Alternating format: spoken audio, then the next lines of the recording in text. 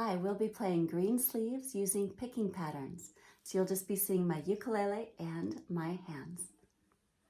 For this song, it's 6/8 time. So let's start with the D minor and let's do some sample picking patterns. Picking pattern number 1 will be thumb, 1, 2, 3, thumb, 1, thumb, 1, 2, 3, 2, 1. Let's do that again. Thumb, 1, 2, 3, thumb, 1, thumb, 1, 2, 3, 2, 1. Picking pattern number 2 is thumb, 1, 2, 3, 2, 1, thumb, 1, 2, 3, 2, 1. The count for that would be 1 and 2 and 3 and 4 and 5 and 6 and. Now let's practice this with the song so you can hear the timing for the words, especially with picking pattern number 1. Alas, my love, you do me wrong. So you can hear that when we do the thumb 1 pattern in the middle, those match up to words or syllables. All right, let's get started on the song.